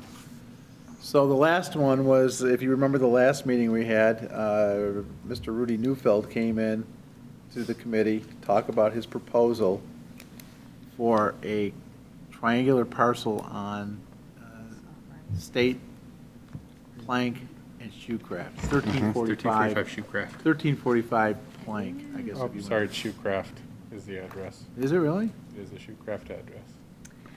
Oh, wow, okay. That helps. I'll fix that, I didn't catch that. I didn't either. I apologize for that. So he came in with a proposal. Do we have the proposal? Did we bring that with us? Yeah, it's in there. So he's got that If you go to the comp plan. infill portion there For today's meeting. that abuts out onto Plank, out onto Shoecraft, and out onto State Road. And if, Second folder from the top. meeting 20. If you remember, you see all those R120 houses all along the perimeter, both on Plank Road and on, Yep. and on State, I'm sorry, You can put Shoecraft. Wellsbrook too, if you'd like. They were a recommendation of rezoning in the last comprehensive plan update, the 2010. They were all pre-existing non-conforming lots that were subject to zoning variances that were substantial because they were in an R1 zone versus the R120. The committee, your predecessor committee, made a recommendation that those get rezoned back into R120 as they were actually built as R120 lots. And the town board did agree with that, and they did rezone everything that you see, which is R120. What it did, though, it left, if you could put on the zoning map, I'm sorry, let's go to the zoning map first, okay? What they did was they left that big parcel in the middle as RR1, and they left the ones along State Road as RR1. The box that you see at 933 State actually was 2 lots at one time. It was re-subdivided into 1 lot to save on taxes, which took away its ability to develop the site as a R120 lot. The other 4 lots, we haven't talked about because Mr. Neufeld really had no interest in those lots, but I started getting interested as I was looking at the rest of it. Those 4 lots are basically, 3 of them are half-acre lots, 0.46 acres. There is 1 lot there that is 0.62 acres, but none of them are R1 lots. None of them meet the 1 acre requirement. So they're, in essence, all pre-existing non-conforming R1 lots. So Mr. Neufeld came in to me after he had met with you and got a positive move forward. He prepared an application for rezoning. He also prepared a plan, which Catherine had up a minute ago. It's actually even more intense than, or more developed than what he's showing there now. He is actually looking for R120 zoning so he can have the density of 24 lots. But he doesn't want 24 lots. He wants 12 lots. And on each of those 12 lots, he wants to put a duplex unit. So he did, after he met with you, he did go to the town board. The town board felt fairly interested in the project and said that they would entertain a rezoning application. So he's made that application. In the meantime, Mrs. Novak, who owns 933 State Road, he had a meeting with all the neighbors on the 28th of October to explain to him what they want, explain to them what he wanted to do. She was at that meeting and said, I'd really like to get my property rezoned back to the 2 lots so I can put another lot next to my house. Or if Mr. Neufeld wants to buy that lot, I'd be more than happy to sell it to him for fair market value. So she made an application to the town board for a rezoning, which will go in at the same time Mr. Neufeld's does. In the meantime, I said, now we've got 4 lots left over that are zoned R1, none of them are 1 acre. Why don't we just ask those people if they want to get their properties rezoned as well? Because they can't do anything other than be a pre-existing non-conforming use. If they need variances, those variances are much more substantial in an R1 zone than they are in the R120, and everybody else around them is in R120. So where we are right now is, I think my recommendation was that after listening to you speak to him that night was that you were supportive of him seeking a rezoning with a recommendation of R120. I'd like to just verify the fact that Mrs. Novak, who's coming in, it makes good sense that she's R120, and certainly you don't want to have 4 lots left over that are less than 1 acre that are not R120. So I think that's kind of where we are in terms of a recommendation to the board that, if you remember his 12 lot, he had those 12 townhouse or duplex units, and then he wanted to build that senior. He wanted to be a senior center up in the upper He did, corner up similar there, to the Atria or something similar to the Atria. So he's got his application in, but as I said, I've kind of held off on processing that application until we got this letter done and to the town board. So I want to make sure you're comfortable with this before we move forward on it. I mean, how you stated it makes sense that you might as well make that whole parcel, all of those together at 120, so. Yeah, it probably should have been done. It was discussed, it was discussed in 2010, and I still don't remember what the rationale was for not doing it, but. I don't think there was, for some reason, I mean, there was the Gasberry property, and I don't think there was anybody at the time that was really asking for it. Yeah, it was the people that had already had the half-acre lots. I don't think that anybody got was together. pushing it, so I think similar as we looked at some of the other ones, if no one was asking for it, then And it was an let's just kind administrative, it was an of leave it administrative alone, but now you've rezoning. It got was somebody not- interested in the property. It and- was not something the neighbors asked for. It was done through the town board's administrative process for rezoning. I mean, similar to Miss Rita's property right now, if they're not asking for it, you can look at it in the future, but now that we've got the residents and the neighbors asking for it, then it Yeah, I makes sense agree. now to clean that up and. So, so then in the existing housing, the sort of the L, backwards L shape of existing housing, those are all 1 acre? The gray is all half acre right now. They so- are all half So the acre. outside Yes. is all half acre, the inside is 1 acre, so just kind of Right. rezone the whole triangle to And be half remember, acre. back in the day, the whole town was zoned half acre. I mean, we changed Yeah. that in 1981 to accommodate the lack of sanitary sewers. In this case, they were all built as half acre, they were compliant, and then they were rezoned in 1981 to 1 acre because there was no sanitary sewer to service them. The Now there is. the duplexes that he's planning though, so Yeah, I wish. kinda hard to it's kind of hard to see the footprint, so. He's just showing boxes, but not the actual, He So does how show, many- he actually does show another plan, which I probably should have gotten for you. I apologize for that. We could probably send it to you if you want it, but he does break out the lots as 12 lot. Well, it's 24 lots, but it's one building being Right. split by 2 lots as a duplex unit, and then same thing going down. So it looks like there's hardly any development on the site at all. Okay, yeah, He because did meet this with the looks neighbors. like every square inch of the. Yeah, that's right. just showing the His lots. intent is to Those try aren't the and units, preserve- those are just the Yeah, lots. Yeah, yeah. His intent is to try and preserve as much green as possible. The neighbors did indicate at the meeting on the 28th of October that there are some drainage issues in their backyards, and they were wondering if he could fix that. We'll require that as part of the conditions of approval if he ever gets it, that he does do that. But he's got a great track record of solving those kind of problems. There was a bad problem down on High School Drive for years. He built those townhouses and corrected that situation. He's done it in a couple places, so it's not a big deal. The one thing Mark and I noted, though, you can see his drive comes in along lot 919 there, 923. 923, the house is sitting out by the road on State Road, so it's not an issue. But at 919, the single-family residence is actually 12.5 feet from the rear property line. It's just the way it was built. It's what it is.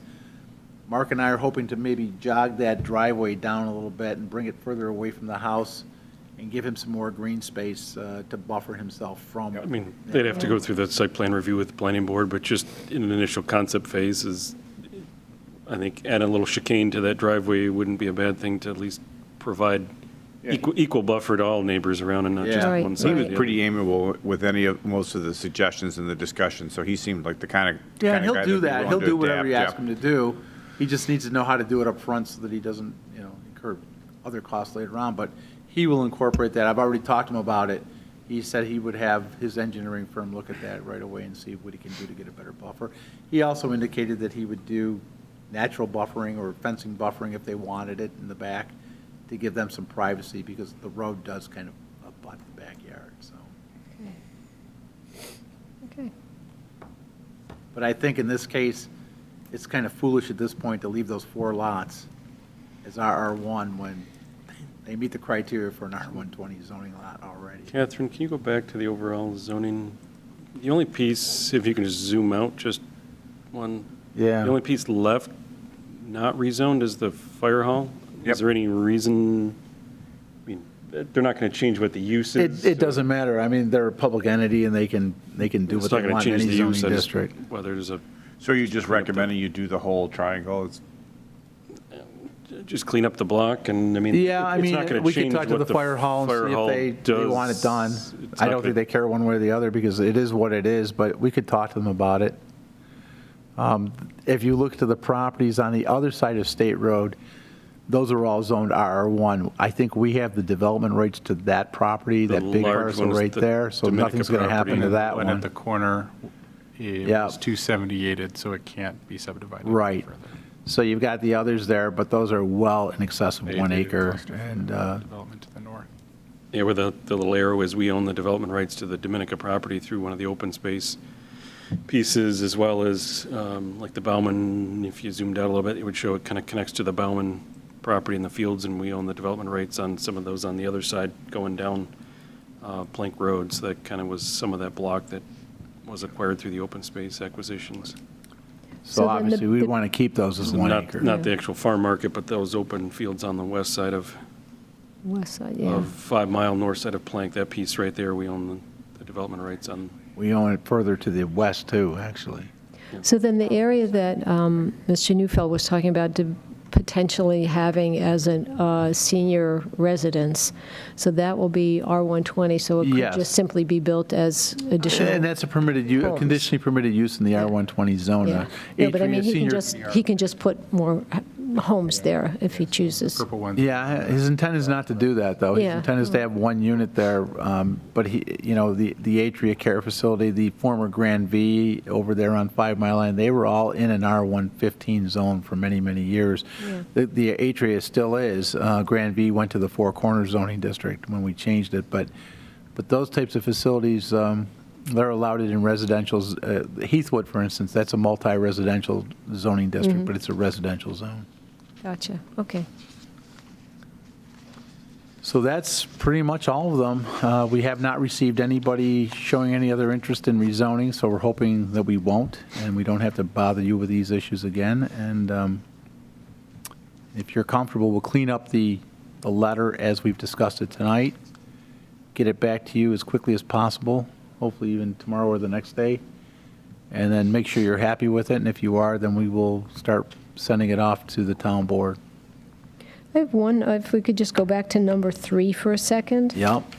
I do have a note that when we kind of gave a thumbs up to this as a committee, that it was only with the conditions that there be guarantees of buffers. The buffer to the north, that's Buffers right. for sight lines, for Yep. noise, and for light. Yep. And that was, otherwise, we were not fans of it. That's right, and we So- discussed that right on site when we looked at it. That's Yeah, so I correct. think it's worth just, again, noting Yep. that we felt very strongly about the buffers of those 3 types. Yeah, and it's good to know that, too, or make note of that, because they're going to have to go to the zoning board of appeals for variances, and that should be noted when they do that they maintain that buffer and even embellish it if they can. Yeah, yeah. So, Okay.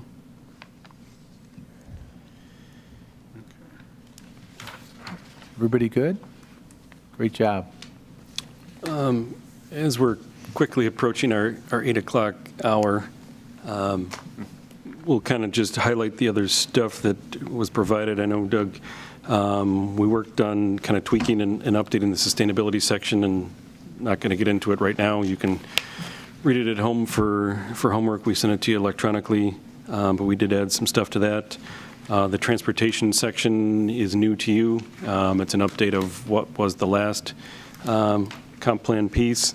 And then Doug's gone through the future land use section and done some updates to that, which incorporates a lot of what we looked at tonight was the future land use section. So we've included those 3 sections for you to take a look at, and those would be the crux of our next meeting would be look at those, and then as we're hopefully wrapping up some of these sections, we'll pull together the rezoning piece, and then we should hopefully start to be wrapping up and working our way out of these sections and coming up with a final draft to bless and pass on to the town board, so. The map that goes with the land use? We're still working on the map. We're hoping to have that So to you we'll here get soon. that to you ahead of the next meeting, but we just want to get you these sections now so you have them ahead of time. You can go through them as you've done in the past and then come back The with draft I saved somewhere. comments and Gotta find it. I'll send discussion out the and draft. what the next meeting Catherine's is. working on the final GIS map. Thanks. Did you get the mapping for this letter? Do you have that? Oh, No, the letter, I couldn't find that, but We can, I mean, I can email that we out went to through them them. tonight. He's talking about the mapping that ties with the letter. yeah. We'll send them out to you, but that was the items we highlighted tonight in the I section. mean, if you wanted, I could run copies for you if you want them, but it's probably better to If you have it send them by, electronically yeah. anyway. I can send if it to you just as an send them, email. it'd be- Very good. So the last item is to see, is there a possibility, availability of a December meeting to go through some of these other sections? I know as we get towards the holidays, it gets tough and people's time Are off. we still shooting for Tuesday, or you were looking for a different day? I mean, I think Tuesdays worked best for this This space, right? this group, and I think the 6 to 8 and the Tuesday, I think, has worked best. Well, next Tuesday, as Jim knows, will be a wash. Right. Yep. So then either you're looking at the 14th. 14th. The is 14th is Conservation Board. That's right, we have Conservation Board on the 14th. Ouch. It's rescheduled because of the. And then we look at the 21st. I can do the 21st. I can probably do the 21st. Why don't you check your calendars just to make Yeah. sure? And Oh, obviously, I have mine up, I'm looking at it. Oh, okay. That'll be one day I ran out of the house unfortunately will without not be a here on phone, the without anything, 21st, so- but we could give you a pass on that night. Obviously, we'll see what the availability is for the room and PCTV and the rest of the group, so Did you want to consider something like a Thursday or a Wednesday, like the 16th? How about the or 15th? 24th? I can't do Wednesday. Oh, we can't do- how about Thursday? Wednesdays are Nobody- town has- board. Nobody can do the First 24th. rehearsal since, Thursday, we might be able to do Thursday the 16th, because I could zoning make- board was I could make that canceled. work. Thursday, the 6th?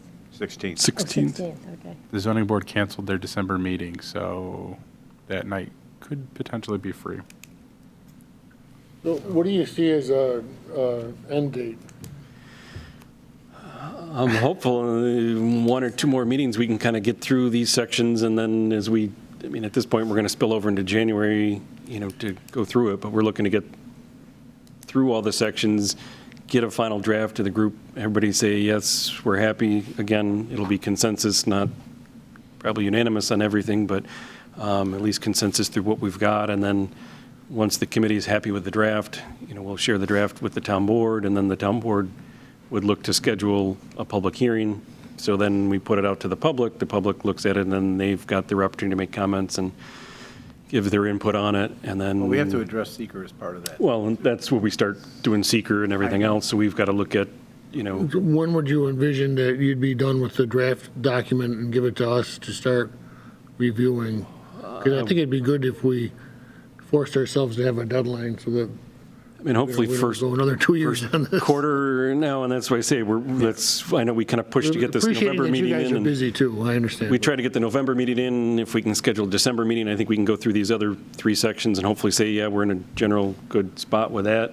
I think, I've been slowly working on getting some of the other sections worked back in to what was the 50% draft. So could we say the end of January, we would have the That's completed a good goal. document, and I'll- then I think that's a goal we can try to. February would be review and finalization? I mean, Yep. does that seem realistic? I think that's what we'll target, is if we can get through these next couple of sections. I know Doug's working on formatting and overall layout. The first half was kind of the background. We've did that 2 years ago. Now we're working through the implementation items and everything else. So if we can work through these, then let's target the end. So I think if we can just schedule a December meeting and then just schedule a January meeting, hopefully we're in a good shape at the end of that, and then we can do any final wrap-up, get you guys a final draft in February, and then. So is the goal to share this, I know that there's a larger group, some folks are still somewhat engaged via email, but not necessarily in the sessions. Is the goal still to have all of them at Oh, least yeah. review and give Yeah. feedback? Have to, Okay. yeah. We keep copying them on all of it, and then we do get feedback from people that if they don't make the meeting or not, still, follow along. I know Harold wasn't here tonight, I know he'll follow along. Roland, we've got, some of our regulars that will watch the meeting and follow up, so we continue to, as you can see in our email blast, we'll send it off to everybody and give them the opportunity to weigh in and to, share their thoughts and comments, but I think hopefully maybe. And we may not get 100% response in terms of review, but we are obligated to send that out to all committee members. So hopefully in 2 more meetings, we'll have the meat of it done, and then we can clean it up and get you hopefully a. So, Doug, Substantial I guess draft. I would make a request then, if you would maybe just send a note out to the whole group, just saying, pick one of these 2 dates, and we'll go with the one where the most, the greatest number of people can come. Okay. So we're saying, I think we said the 16th, which The was a Thursday. 16th or the 21st. The 21st was a Tuesday, and one, obviously, we'll see the room Yeah, I mean, if you availability. can just and then- pop a note out like tomorrow morning or That's the something, big just real problem quick. at this point in time is getting the room availability, because Yeah. you have to have it, and there's just a lot going on here now in this room. So. Well, I'm going to a meeting from here that is actually being held at a bar, so there's that. I think you have That's the that right option, act- the right attitude. I think I'd almost like to officially recommend that suggestion. Maybe we should have the gang downstairs take a camera and just video that. Follow along. There you that go. meeting for I you. don't necessarily think that the IT department would be opposed to coming to the bar with us to record it. I can't speak Sure for they him, would. but I think he'd be willing. We might violate open meetings law with that, but Yeah, it's true. As Not long if as we the music was loud publicize enough it. and we were tucked in the corner, right? You know, and with all due respect, the governor's now looking at putting out new orders, and Adam Bellow's now putting out new orders. We may be back into a Zoom situation depending on what's happening here as time goes on, I so. have plenty of mobile streaming equipment to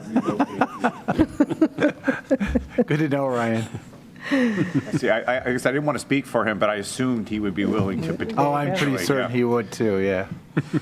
Okay, so we'll float out those 2 dates. Float out those 2 We'll send those out tomorrow, see if one with our group here and then two, the greater group, and pick a date and keep on chugging. So I know we kind of pushed this one in, but we're trying to wrap it up as well and appreciate your time and appreciate, the effort to get this wrapped up. But thanks for hanging with us. And say with that, we'll close the November 30th meeting of the Comprehensive Plan Committee at 7:58 PM. Not bad. Thank you.